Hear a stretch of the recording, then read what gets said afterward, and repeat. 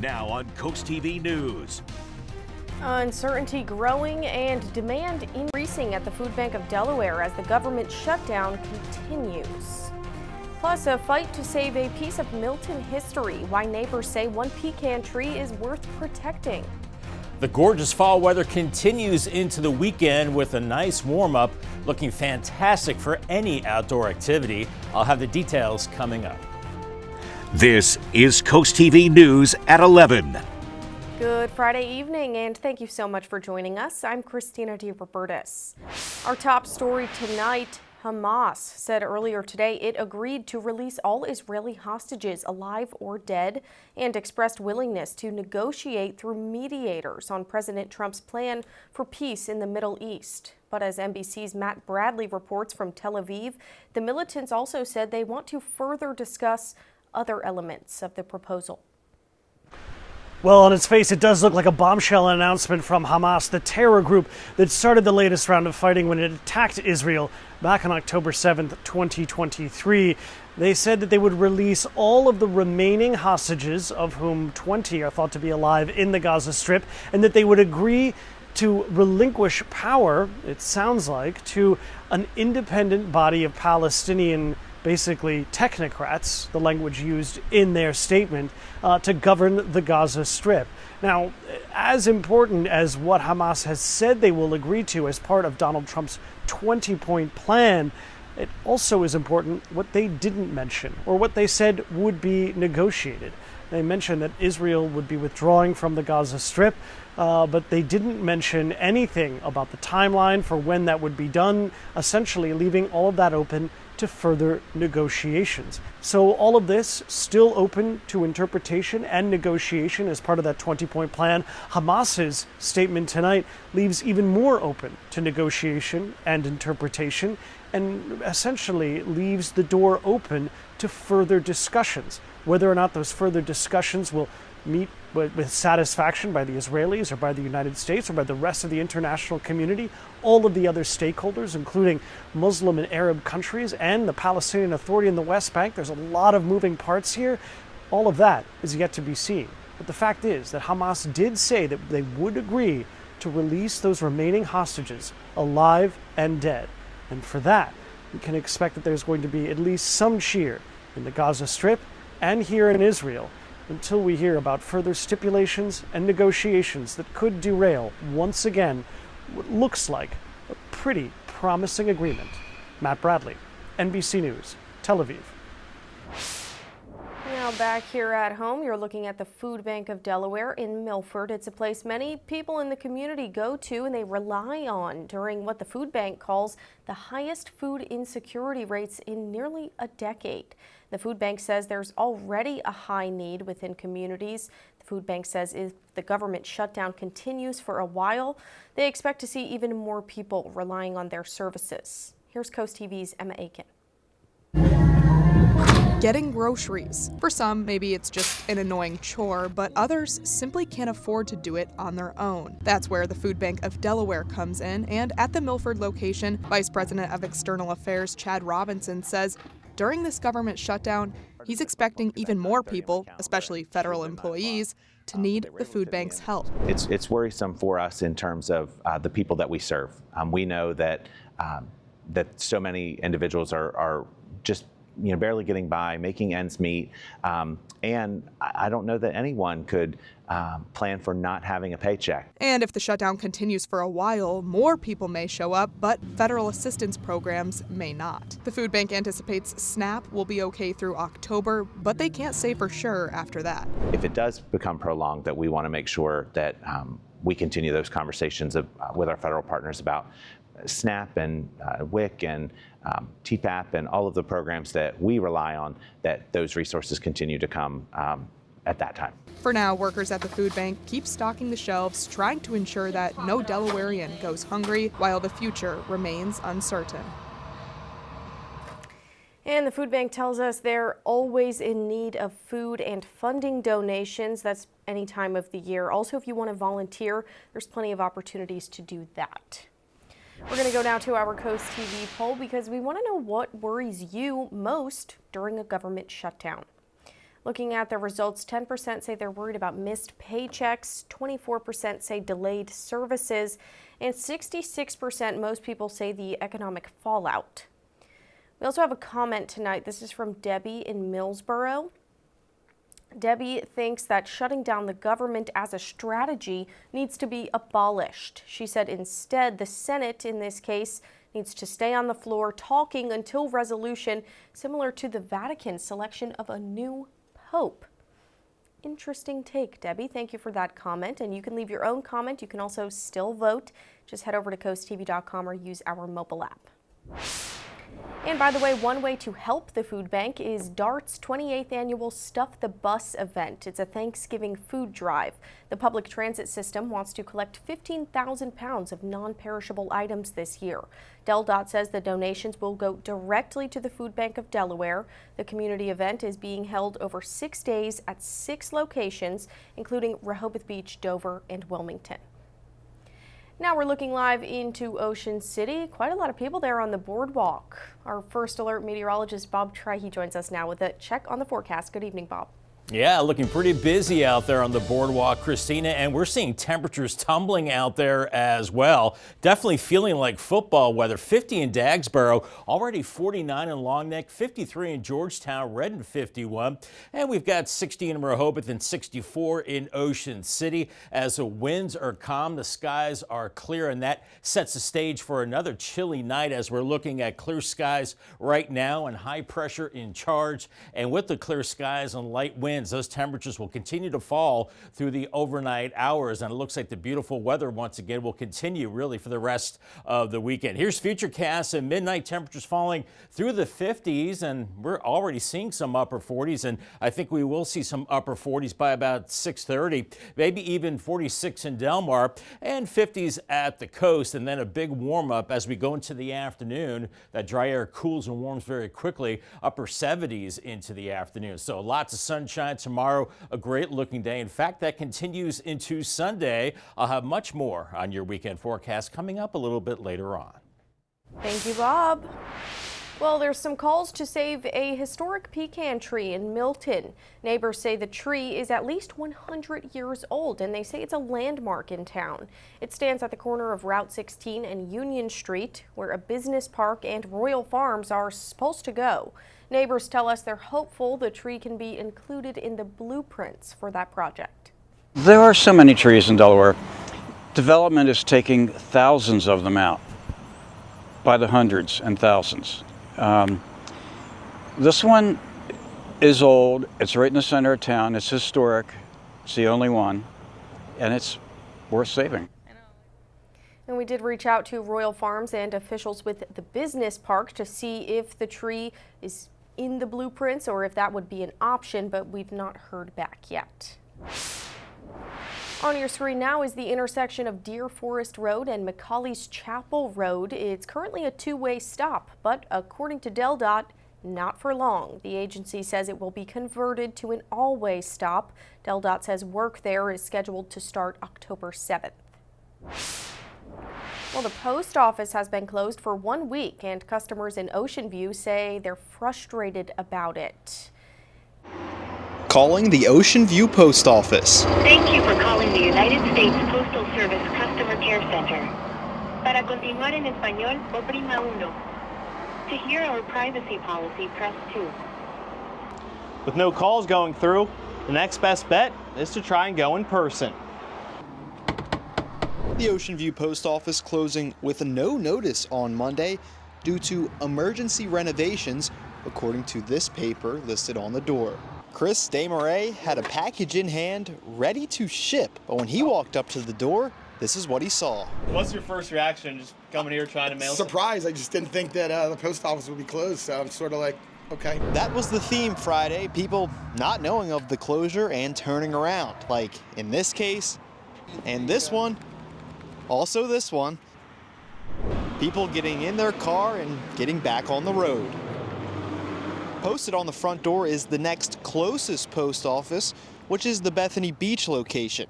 Ocean View local Leo Carlins doesn't have a problem adding that extra couple of minutes to his drive. I had no idea this was going to happen, but I'll get over it.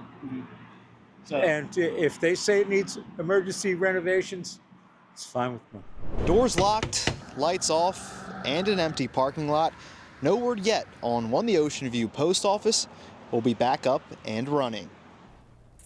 That was Brandon Ferguson reporting. Now, it's important to note the government shutdown is not to blame for the closure, but since the U.S. Postal Service is a federal agency, it is possible opening the post office back up could be slower than usual.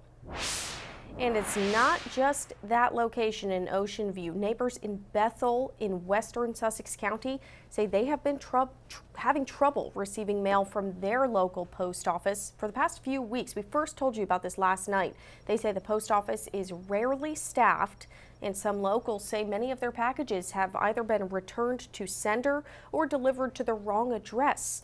The U.S. Postal Service says it is working to address staffing problems. Rehoboth Beach is reviewing a $21.3 million bid for improvements to the wastewater treatment plant this Monday.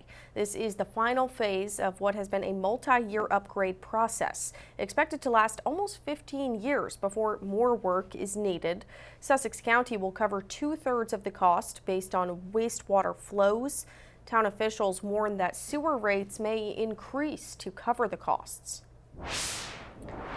We're continuing to cover tonight the legal battle between the federal government and an offshore wind developer that wants to build off the coast of Delmarva. A judge has now denied the Trump administration's motion to pause an ongoing lawsuit against U.S. wind. The feds are arguing the current government shutdown has limited its attorney's ability to respond to the lawsuit. U.S. Wind opposed the motion, warning that the government could take advantage of a delay and undermine the court's ability to weigh in on the project's approval. The lawsuit began last year when Ocean City challenged the Biden administration's approval of that project. Delaware State Police have arrested 22-year-old Benjamin Herrera after a 3-car crash in Bethany Beach last night. Troopers say approximately 7:55 p.m. last night they responded to a crash on Coastal Highway near Beach Cove Square. DSP says Herrera was traveling southbound when he hit a Nissan, who then hit a Chevrolet, causing the Chevrolet to flip. Troopers say Herrera threatened paramedics and EMTs. Herrera was charged with multiple felonies. The next legislative hearing re-examining statewide property reassessment is scheduled for October 7th. The hearing will include presentations and committee questioning of officials from both Kent and Sussex counties. Last year's court-ordered reassessment was the first in decades. It left many homeowners with higher property tax and school tax bills. Lawmakers say they're looking for answers about the tax hikes and how they can help counties with future reassessments. Now to Kent County, where some neighbors say their lives have become a real-life version of Alfred Hitchcock's The Birds. In the Derbywood neighborhood near Camden, dozens of vultures have taken over, perching on homes, mailboxes, even in the streets. They're causing damage and safety concerns.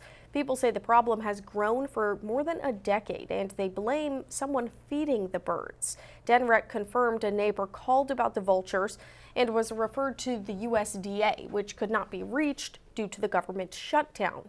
Neighbors say they're fed up. They're hoping for a solution before the flocks spread further. Instead of 1 or 2 houses, it was like 8 or 9, 10 houses. So it's just going to continue to grow. And then soon they'll be on every house. And that's what we're trying to prevent. Now, harming the vultures is illegal as they are federally protected. DenRec reminds neighbors there are legal deterrents. Now, some options you have that includes rooftop grids, reflective tape, hanging CDs, scare balloons, or eagle decoys. There's going to be some new eyes in the skies over Chincoteague. New cameras will be placed at intersections and high traffic spots there. The police department says they're not speed cameras and they're not going to be used to issue tickets or track minor violations. Instead, they're designed to help with public safety and give officers footage to review when incidents happen. I see no problem with it. Everything you do nowadays, you're on camera anyway, so why not let the cops see what you're doing too? Fair enough. And we are just getting started tonight. Still ahead, an app ban, why Apple removed an app that tracked ICE agents, and the backlash it's sparking. But first, it is Friday, so of course we have all your cool things to do this weekend. All right, now it's my turn. Beautiful day on Saturday. Bay forecast, lower 50s both in Cambridge and in Crisfield, and then lower 70s later with lots of sunshine in Cambridge. A little cooler in Crisfield with upper 60s. Almanac today, our high was 71, low was 45, running below the averages of 74 and 55. A great looking weekend on the way. I'll have much more in your forecast coming up a little bit later on. Well, October, it's here. With it comes plenty of things to enjoy this weekend, and we're about to tell you about them. On Saturday, Dewey Beach goes pink. It's the 14th annual fundraiser taking over the Starboard, bringing thousands of people together to raise money for breast cancer awareness. It's all kicking off with a race and a walk at 11 a.m. Then the party continues. There's going to be live music, food, and also an auction. New and vintage cars will be on display in Georgetown on Saturday for the annual Wings and Wheels Festival. The sky meets the road with an assortment of cars and planes. They're all on display at the Delaware Coastal Airport. The Milford Historical Society is hosting its Fall Antiques Market this weekend. That's Saturday from 9 to 3 on the lawn of the Parson Thorne Mansion. Dealers from across Delmarva will be there with antiques and vintage finds. Admission, it's just $1. It includes a tour of the mansion where some renovations are happening now. Taylor Swift fans can listen to Taylor's new album, The Life of a Showgirl, at Big Oyster Brewery on Sunday. There's going to be a Taylor Swift-themed brunch with cocktails and mocktails. And science meets family fun in Lewis on Sunday, the University of Delaware's Coast Day. That's happening at the Sharp campus from 10 to 3. There's going to be some hands-on activities like touch tanks, boat tours, even a chemical magic show. And of course, Ocean City is welcoming country music fans for the Country Calling Music Festival. Headliners include Carrie Underwood, Luke Bryan, and Luke Combs, and it already started, but you can still get tickets. You can find all of the details about all of these events over on CoastTV.com. All you have to do is click on Cool Things to Do. We saw an absolutely gorgeous Friday across Delmarva. Boy, did it feel like fall today and this evening. Boy, it's got that crisp feel. You know it's October this evening. Salisbury 52 right now on the Tidal Health Cam, and we're going to be dropping into the low 50s, maybe even some 40s, especially inland areas. But earlier today, we had a beautiful day, but it was cooler than average. 71 in Georgetown, Easton checking in with 70, Salisbury 72, and Wallops Island and Ocean City only at 69.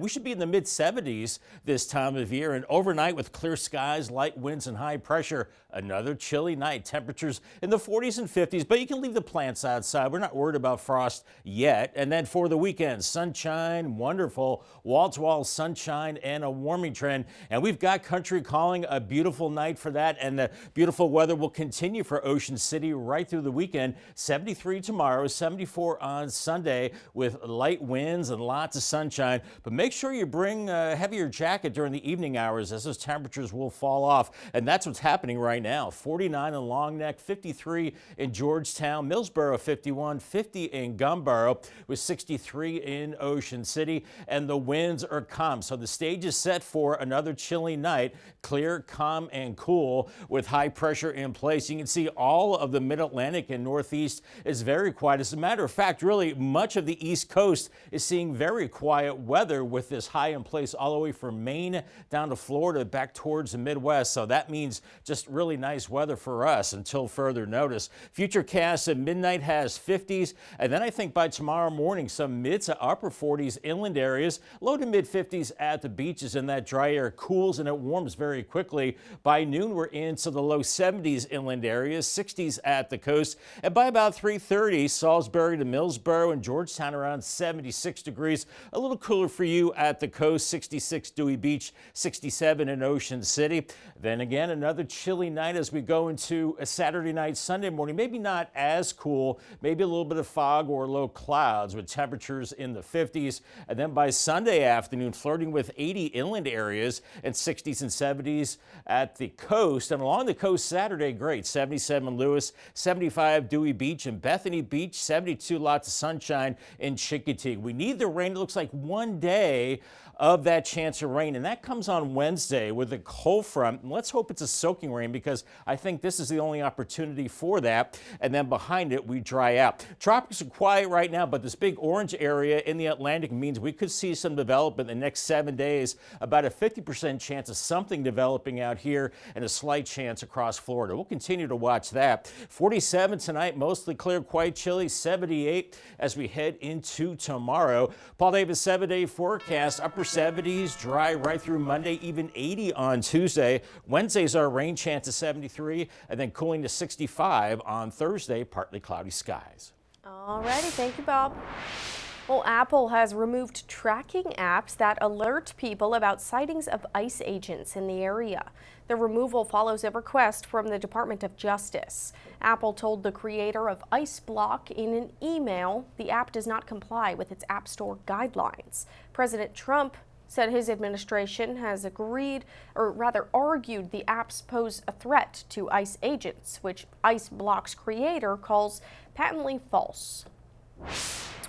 New tonight, hip-hop mogul Sean Diddy Combs has been sentenced to 4 years and 2 months in prison, 5 years of supervised release, and he's been fined $500,000 after being found guilty on 2 counts of transportation to engage in prostitution back in July. NBC's Rahema Ellis was in the courtroom today. After a long day of tension and apprehension, the judge handed down a sentence that left Combs and his family members stunned. 3 of Combs' sons leaned forward with their hands covering their mouth, listening to the sentence of 4 years, 2 months behind bars, 5 years supervised release, and a $500,000 fine. Earlier, 6 of his children told the court that they loved their father, they missed him, and needed him to come home. For his part, Combs sobbed when his daughter said, her father promised he would always be there to keep us safe. Combs also sobbed when he apologized to the court for his behavior. He called himself disgusting, saying he was broken to his core and promising to be a better man, begging the court for mercy.